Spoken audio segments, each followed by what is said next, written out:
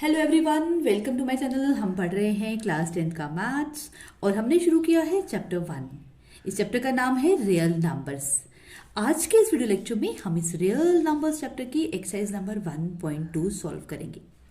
लेकिन एक्सरसाइज को सॉल्व करने से पहले मैं आपको बता दूं कि जिन बच्चों के पास ओल्ड वर्जन है एनसीईआरटी की बुक का, यानी कि पुरानी वाली किताब है, उस किताब में इस एक्सरसाइज का नंबर होगा 1.3, ठीक है।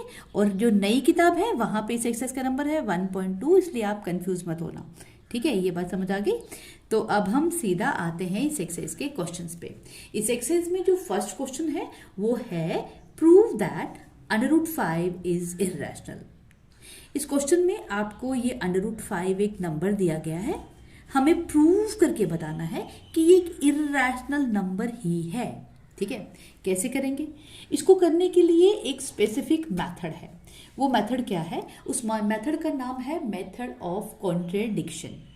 इस मेथड में जो चीज हमें प्रूव करनी है ना, हम उसका उल्टा एज्यूम करते हैं पहले। तो इसका मतलब ये हुआ कि ये जो क्वेश्चन है ना, इस तरह के जितने भी क्वेश्चंस आपको आएंगे कि कोई नंबर दिया गया है एक और कहा जाएगा कि ये इर्रेशनल है, ये प्रूव करके बताओ। ये जो क्वेश्चन है ये बड़े टिपिकल से है। इनमें ना तो कोई प्रॉपर फॉर्मूला यूज होगा, ना ही ज्यादा लंबी चौड़ी कैलकुलेशन है। बस आपने कुछ कॉन्सेप्ट्स यूज करने हैं और इसे प्रूव करके बता देना है। तो इसको करने का जो स्पेसिफिक मेथड है आप ध्यान से देखना, क्योंकि अगर आपको √5 की जगह कोई और सिंगल नंबर भी आ जाता है, जैसे यहाँ पे √2 हो, √3, √7 और कहा जाए कि इसे इर्रेशनल प्रूव करो, तो आपने सेम ही स्टेप फॉलो करने हैं। अगर आपने यहाँ पे ध्यान से देखे होंगे कि √5 को मैं किस तरह से प्रूव कर रही हूँ, आप कोई और नंबर भी बहुत इजीली प्रूव कर लोगे, ठीक है। तो मैं अब स्टार्ट करती हूँ इसका सोल्यूशन। और एक बात और, ये क्वेश्चन बहुत बहुत इंपॉर्टेंट है, क्योंकि 10th के बोर्ड के एग्जाम में इस तरह का एक क्वेश्चन जरूर आता है, ठीक है। इसलिए आप ध्यान से समझ लीजिए। तो इसका जो सोल्यूशन है उसमें हम क्या करेंगे, मैंने आपको भी क्या सिखाया कि इस तरह के क्वेश्चंस में सबसे पहले हम क्या करते हैं, जो चीज हमें प्रूव करनी है हम उसका उल्टा लेके शुरू करते हैं। जैसे यहाँ प्रूव करना है √5 इज इर्रेशनल, तो हम सपोज करेंगे, लेट अस एज्यूम और let us suppose that √5 is irrational. तो यही बात मैं यहां पे लिखूंगी। मेरी पहली स्टेटमेंट होगी let us assume that √5 is a rational number, ठीक है। हमने कॉन्ट्राडिक्शन मेथड में यही करना होता है, जो चीज प्रूव करनी है उसका उल्टा लेके हम प्रूव करने की कोशिश करते हैं। तो हमने प्रूव करना है ये एक इर्रेशनल नंबर है, लेकिन हम ऑपोजिट लेंगे। हम कहेंगे, हम मान लेते हैं कि ये एक रैशनल नंबर ही है। अब हम कुछ स्टेटमेंट्स और कुछ कॉन्सेप्ट्स की हेल्प से इसे रैशनल प्रूव करने की कोशिश करते हैं, ठीक है। कैसे, ये देखो। अगर √5 हमने एक रैशनल नंबर मान लिया, तो हम नाउ लेट हम ये कह सकते हैं ना कि √5 इज इक्वल टू P/Q, कि जो भी रैशनल नंबर है उसको हम P/Q की फॉर्म में लिख सकते हैं। तो अगर √5 एक रैशनल नंबर है, हमने ये मान लिया, तो हम इसको भी P/Q की फॉर्म में लिख सकते हैं ना।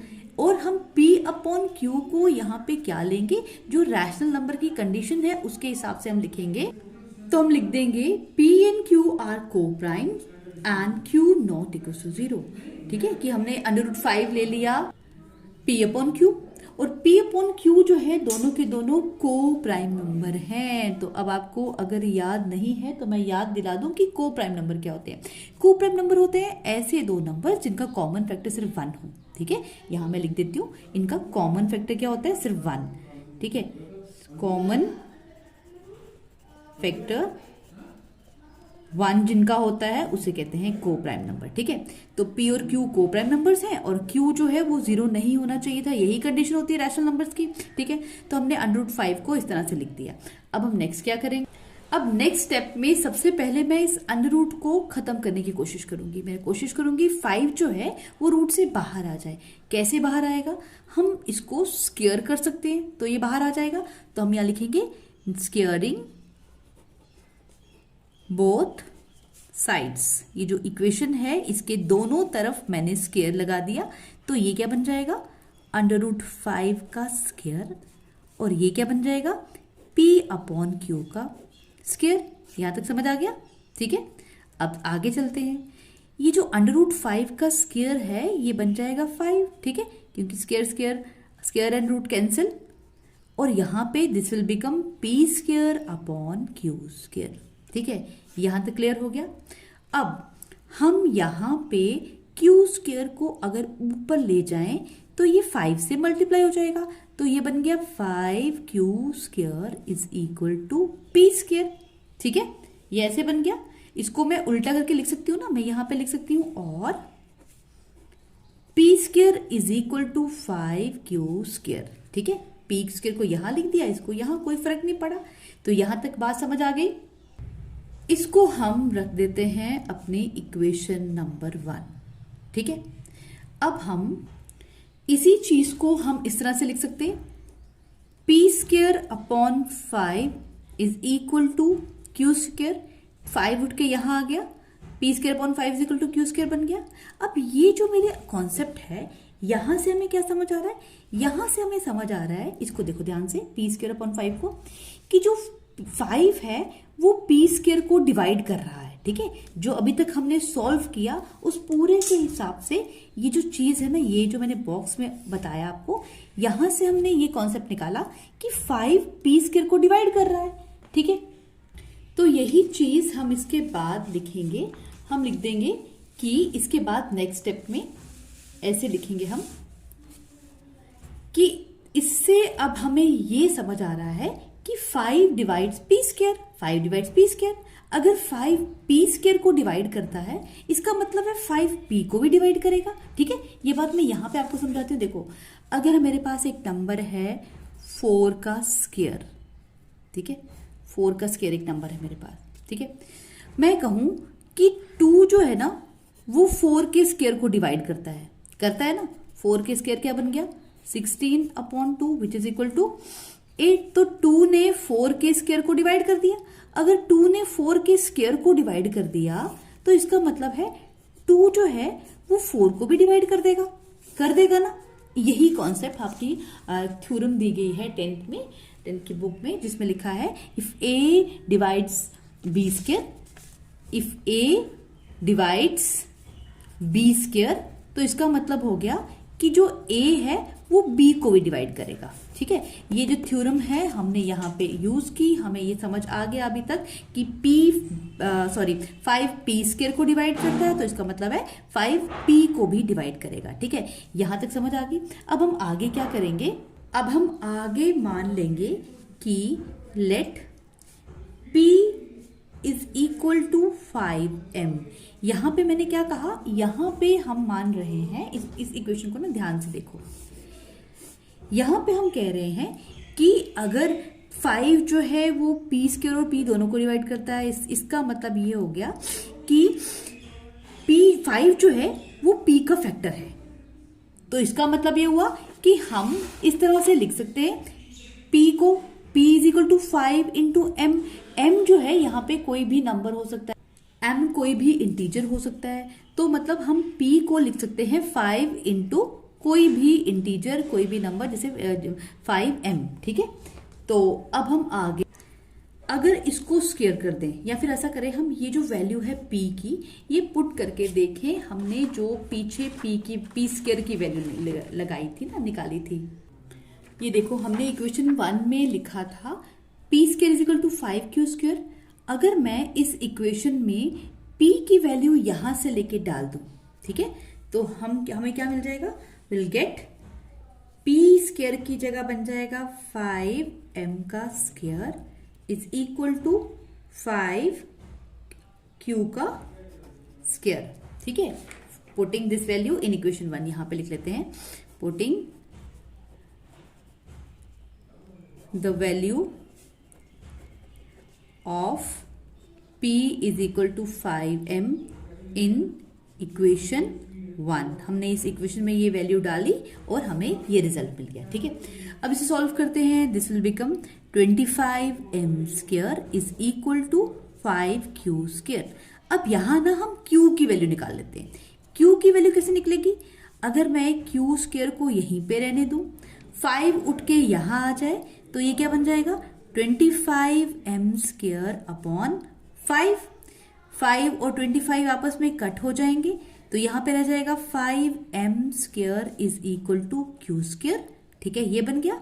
या इसको मैं ऐसे भी लिख सकती हूं, q square is equal to 5m²। ठीक है, ऐसे लिख सकती हूं मैं इसे।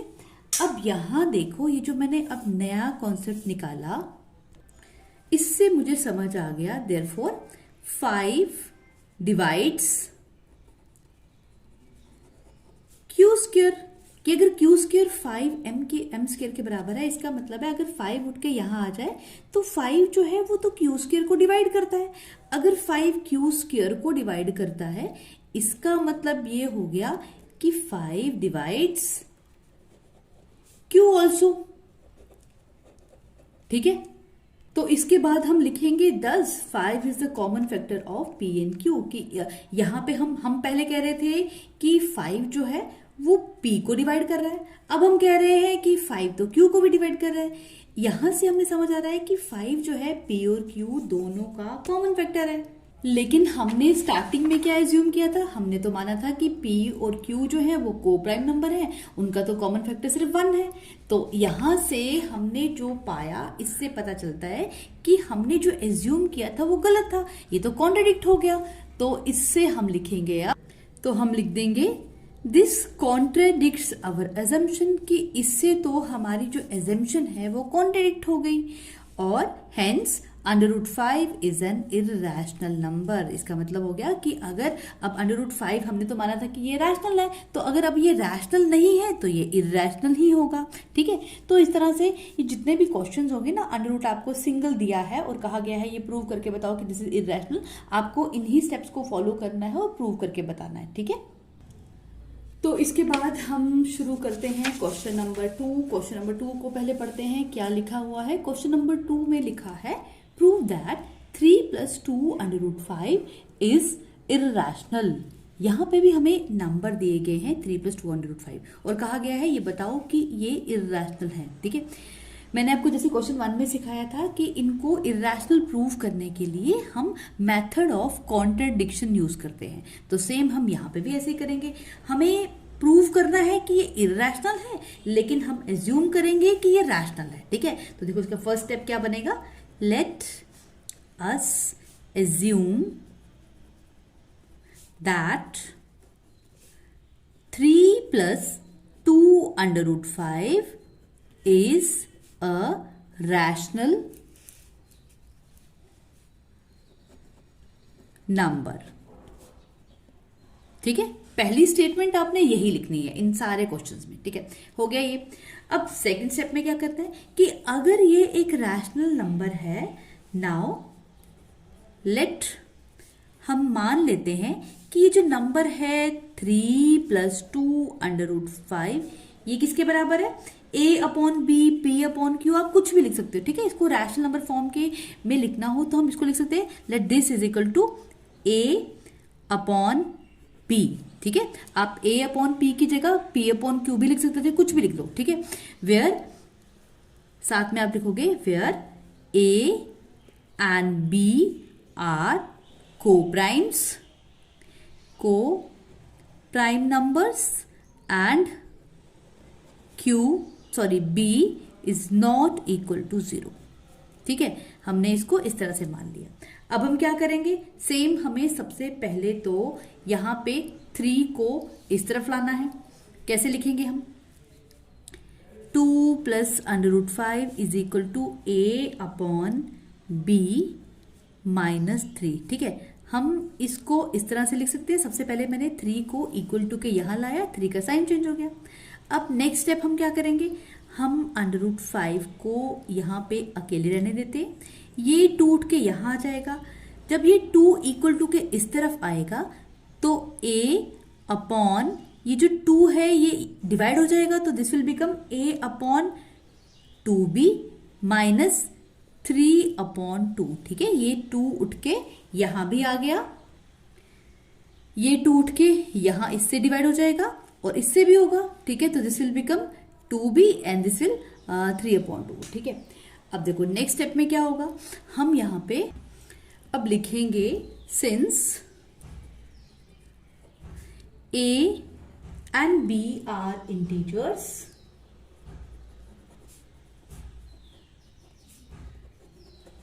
therefore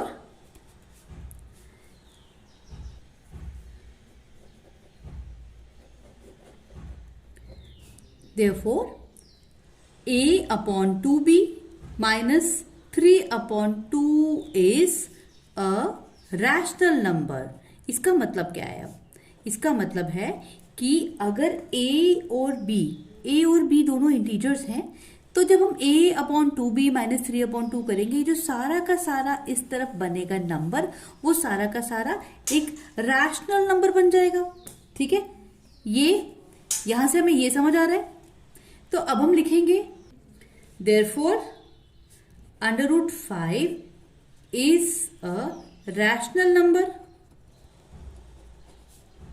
कि हमने इस स्टेटमेंट से ये पाया कि जो √5 है ये एक रैशनल नंबर बन गया, ठीक है। हमने एज्यूम किया कि ये पूरा का पूरा पहले एक रैशनल नंबर है, फिर ये प्रूव करते करते हम इस कंक्लूजन में आ गए कि √5 भी एक रैशनल नंबर है। लेकिन ये बात तो गलत है, क्योंकि हमने 9th में भी पढ़ा था, अब 10th में भी सीखा कि √5 जो है वो तो एक इरैशनल नंबर है। तो ये कैसे हो सकता है, ठीक है। देखो यहाँ पे हम कह रहे हैं कि ये सारा जो है नंबर, जब इसको सॉल्व करो तो ये बन जाता है एक रैशनल नंबर। √5 इसके इक्वल है, तो √5 भी रैशनल होना चाहिए, लेकिन √5 जो है वो तो इरैशनल नंबर है।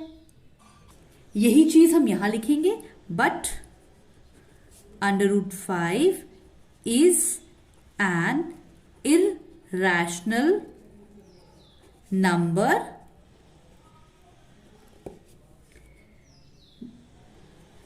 This shows that our assumption is incorrect. इससे ये पता चल गया हमें कि जो हमने एज्यूम किया था कि ये रैशनल नंबर है, ये तो इनकरेक्ट हो गई। सो 3 + 2 √5 इज एन इरैशनल नंबर, ठीक है। तो ये जितने भी क्वेश्चन है इस एक्सरसाइज में, इनको ऐसे ही करना है। आपने जो चीज प्रूव करनी है पहले उसका ऑपोजिट लेके शुरू करना है, फिर एंड में हम एक ऐसे कंक्लूजन में आएंगे कि हम देखेंगे कि जो हमने एज्यूम किया था ये रैशनल नंबर है, ये तो नहीं है, इसलिए ये इरैशनल ही है, ठीक है। आप 1-2 क्वेश्चन ट्राई करेंगे तो आपको बाकी क्वेश्चन बहुत ईजी लगेंगे और सेम स्टेप हर बार फॉलो होने हैं। बस 1-2 बार इन स्टेप्स को आप ध्यान से सीख लो, उसके बाद आप जितने भी इस तरह के इरैशनल नंबर वाले क्वेश्चंस होंगे आप खुद ब खुद सॉल्व कर लेंगे। चाहे आप अपनी एनसीईआरटी की ऐसे बुक से लेंगे या आरडी से, RS अग्रवाल, कोई भी बुक लेंगे आप खुद ही सॉल्व कर लेंगे। तो इसके बाद हम करेंगे क्वेश्चन नंबर 3। क्वेश्चन नंबर 3 भी वैसा ही है जैसा क्वेश्चन 1, क्वेश्चन 2 था। यहाँ पे हमें नंबर क्या दिया गया है, यहाँ भी कहा गया है prove that the followings are irrationals. कुछ नंबर दिए गए हैं, हमें प्रूव करना है कि ये इरैशनल नंबर है। सेम स्टेप्स हम फॉलो करेंगे। सबसे पहले हम लिखते हैं लेट अस एज्यूम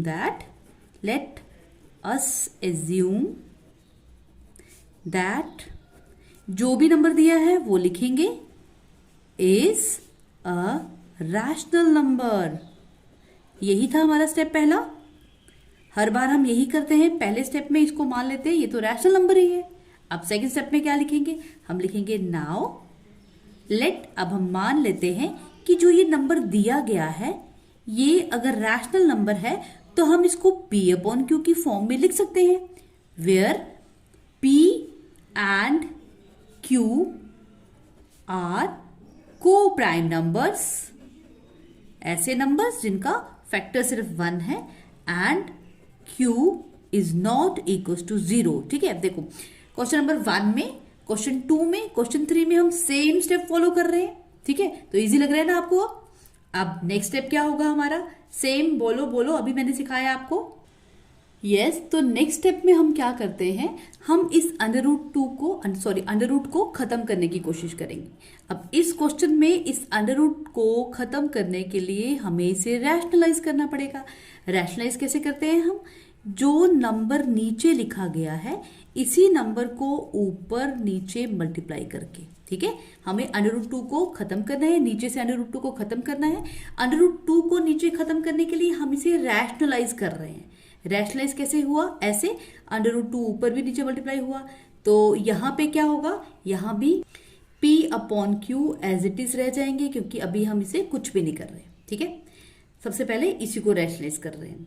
तो ये क्या बन जाएगा, √2 अपॉन √2 इंटू √2 बन गया 2। ठीक है, √2 इंटू √2 मतलब √2 का square which is equal to 2।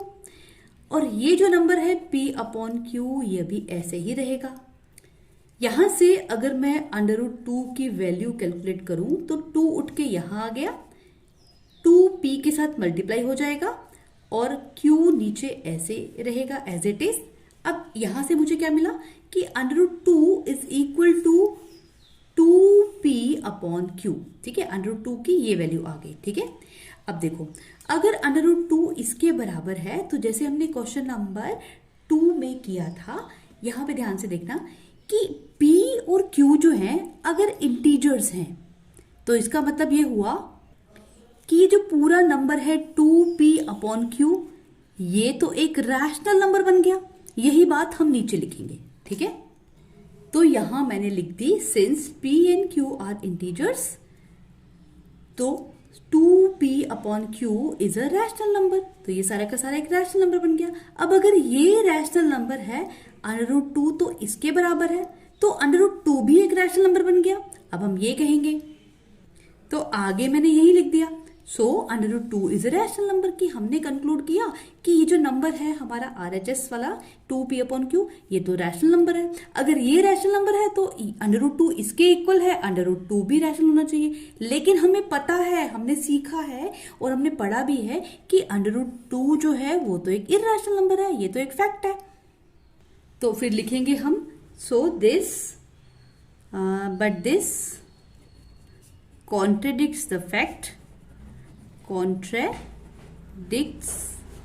fact that √2 is irrational number।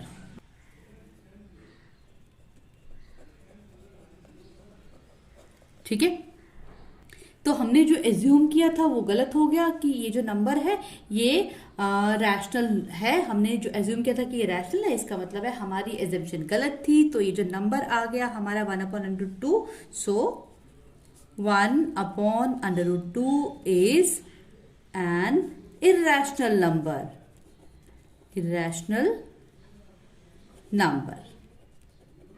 ठीक है, इस तरह से हमने इसे प्रूव कर दिया। ठीक है, तो इसके बाद हमारा जो नेक्स्ट पार्ट है इसी क्वेश्चन का, क्वेश्चन नंबर 3 का, वो क्या है, क्वेश्चन नंबर 3 का सेकंड पार्ट है 7√5। अगेन यहाँ पे हमें इसको भी प्रूव करना है कि ये इरैशनल नंबर है। इसका सॉल्यूशन कैसे लिखूंगी मैं, इसके सॉल्यूशन में भी फर्स्ट स्टेप क्या है, अब आप साथ साथ बोलते जाइए क्योंकि आपने 3-4 क्वेश्चन कर लिए इस तरह के, तो सेम ही पैटर्न फॉलो करना है हमने, इसी तरह से कॉन्ट्राडिक्टरी मेथड लगाना है। तो स्टार्ट कर दें। पहला स्टेप क्या था, हम लिखेंगे let us assume that 7√5 is a rational number। ठीक है, यही स्टेप है हमारा पहला, हमने पहला स्टेप कर दिया।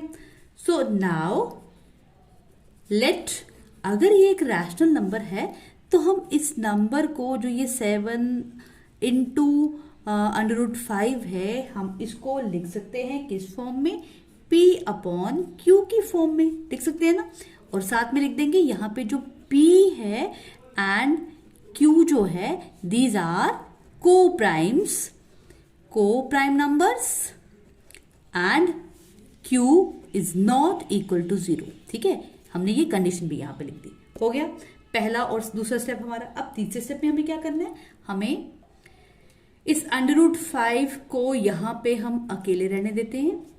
7 उठ के यहां आ जाएगा तो 7 नीचे मल्टीप्लाई हो जाएगा, तो this will become P upon 7Q। ये स्टेप समझ आ गया। ठीक है, यहां तक हो गया। अब वापस जैसे हमने स्टेप नंबर 1 में लिखा था ना कि P और Q अगर इंटीजर्स है, जैसे हमने कहा था वहां पे कि अगर P और Q इंटीजर्स हैं तो ये जो पूरा का पूरा नंबर है ये तो एक रैशनल नंबर बन गया। अगर ये रैशनल नंबर है तो जो √5 है वो इसके बराबर है, इसका मतलब है √5 भी एक रैशनल नंबर है। ठीक है, अब ये हम लिखेंगे, तो अब हम यही लिख देंगे since P and Q are integers so P upon 7Q यानी कि ये जो नंबर होगा this is a rational number, ये भी एक रैशनल नंबर है। अगर ये रैशनल है सो √5 इज ऑल्सो रैशनल नंबर, कि हमारी एजम्पशन के हिसाब से √5 भी रैशनल होना चाहिए।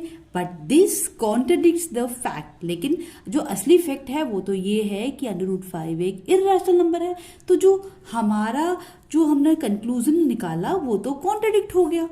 So we conclude that 7 √5 is an irrational। तो नीचे आपने ये थोड़ी सी थ्योरी से लिख देनी है, ठीक है, अपने कॉन्सेप्ट को प्रॉपर समझाने के लिए। इन सभी क्वेश्चंस को करने का यही तरीका है, बिल्कुल आसान है, कुछ भी डिफिकल्ट नहीं है, लेकिन ये क्वेश्चन बहुत बहुत बहुत इंपॉर्टेंट है, इसलिए आप इनकी प्रैक्टिस जरूर करिए। अब हम आ जाते हैं इसी क्वेश्चन के लास्ट पार्ट पे। लास्ट क्वेश्चन जो है वो बिल्कुल ऐसा ही है। इसमें कहा गया है 6 + √2 हमें प्रूव करना है कि ये एक इर्रेशनल नंबर है। कैसे करेंगे? सेम पहला स्टेप हमारा वही होगा, हर बार की तरह हम लिखेंगे let us assume that 6 + 2 this is actually 6 + √2, ठीक है, ये मैं मिटा देती हूँ। तो इज अ इर्रेशनल नंबर, ठीक है, हमें ये प्रूव करना है। हमने अज्यूम कर लिया कि ये एक रैशनल नंबर है, और अगर ये रैशनल नंबर हमने लिया तो हर बार की तरह हम क्या लिखेंगे? नाउ लेट अगले स्टेप में हम क्या लेते हैं कि जो नंबर है 6 + √2 हम इसको लिख सकते हैं P अपॉन Q की फॉर्म में, where P and Q are coprime and Q not equal to 0। ऐसा हमने लिख दिया। अब इसका थर्ड स्टेप क्या होगा? थर्ड स्टेप में हम क्या करते हैं? रूट वाले नंबर को अलग करेंगे। कैसे इसको अलग रखेंगे? इसको यहां पर एज इट इज रहने देते हैं। ये 6 उठ के यहां आ जाएगा। जब ये यहां आ जाएगा तो P अपॉन Q -6 बन जाएगा, ठीक है, ये स्टेप समझ आ गया। अब हम क्या कहेंगे? हम जैसे हमने पार्ट नंबर 2, 3 में किया था, पार्ट 1 और 2 में किया था, हम यहाँ पे भी यही कहेंगे। हम कहेंगे कि जो P और Q है, क्योंकि ये नंबर जो है दोनों के दोनों इंटीजर्स हैं, तो इसका मतलब हुआ ये जो पूरा का पूरा P अपॉन Q -6 है, ये तो एक रैशनल नंबर बन गया, ठीक है। अगर ये रैशनल नंबर है तो √2 इसके इक्वल है, वो भी रैशनल होना चाहिए, ठीक है। यही बात हम यहाँ पे लिखेंगे।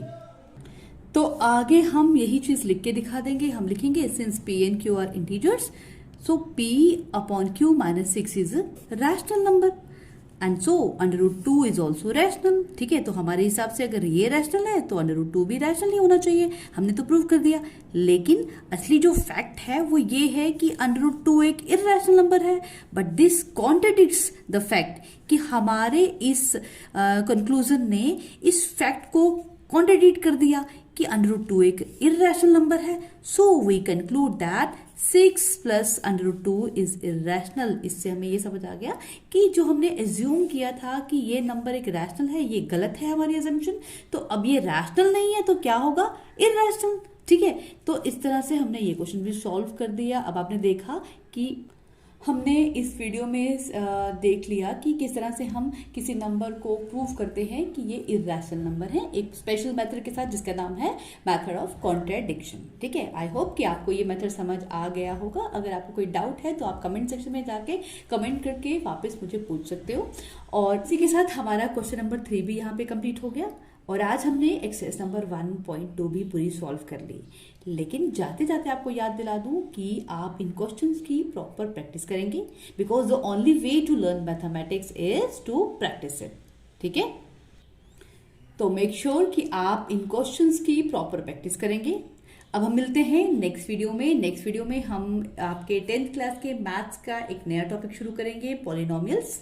तब तक के लिए आप सबको bye bye, take care and see you.